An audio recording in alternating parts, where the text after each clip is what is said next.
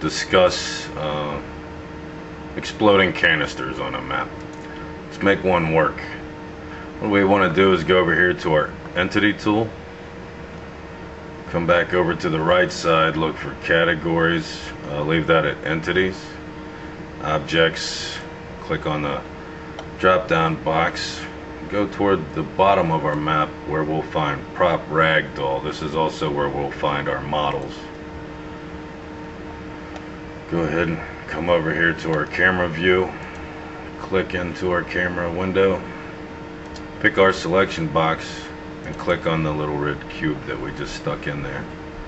Highlight world model. You'll notice a browse button over here. Click it.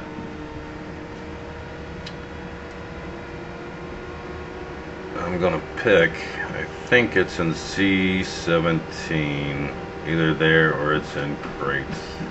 I think it's C17. And pick me an oil drum, which would be in the O's for oil drum.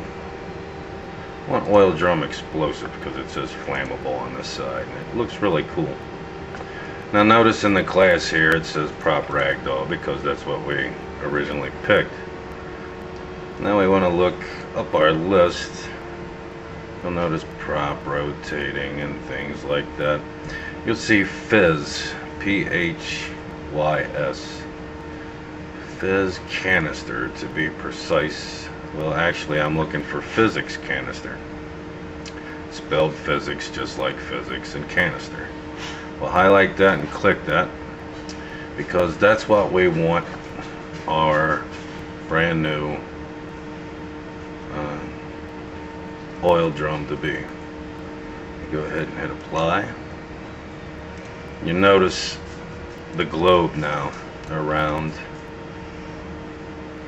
my canister here, my oil drum, because this would be the explosion radius. You also notice the circles in the top, side, and front view windows in the grid areas. Go ahead and double click it with my selection tool. I could name it, but I'm not going to. It's the world model. Explosion damage is set at 200. That's a default. I like that. It's a pretty good area. 250 on the explosion radius. I like that as well. Fuel seconds and all these things you can toy around with. My thrust is at 3000.0. I always like to leave this just at default. Notice when you go into flags though, in your flag tab up here at the top part of your properties window, explodes, start asleep, and some question marks with a check mark in it. Make sure that the question marks are check marked.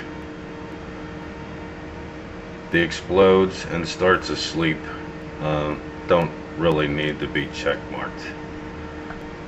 This is how you make an explosive canister. So if a player in DOD were to shoot this, it would blow up. But another key thing also is its health. If you want this damage to be, if you want it to take more than one shot for it to explode, experiment around with the number settings. The default should be at 25.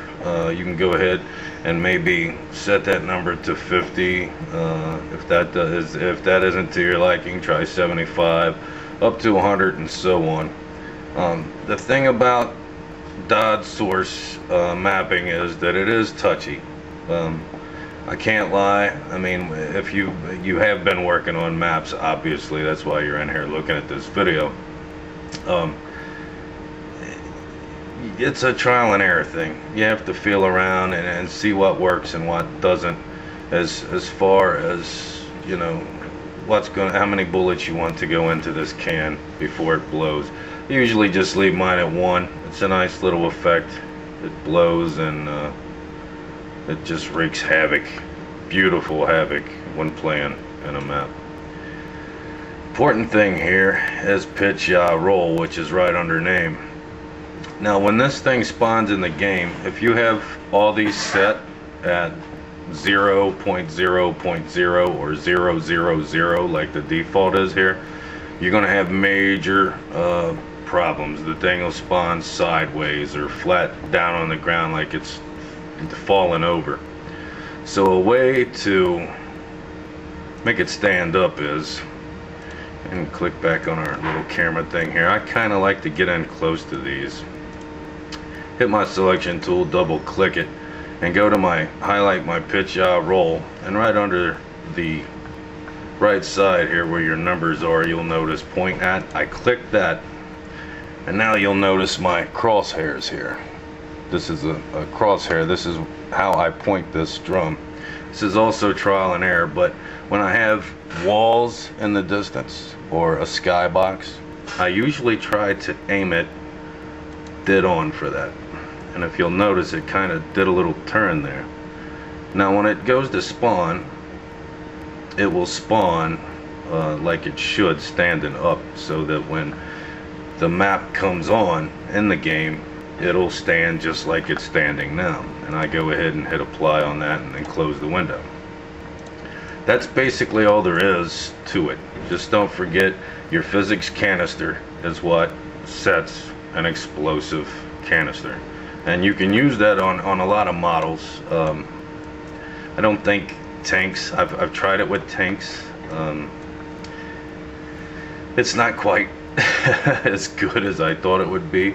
I've experimented around with a few things with the explosion and the canister, physics canister. Just play around with it and see what you can do on your models. It's real fun. Whether you ever use one on your map or not, it's awesome. And really, there isn't a whole lot for me to talk about further on physics canister, but it is an awful neat thing to put onto your map, and especially if you use a lot of them, but not too many, because we all know that if you use too many models, you can ruin a map. And that's it.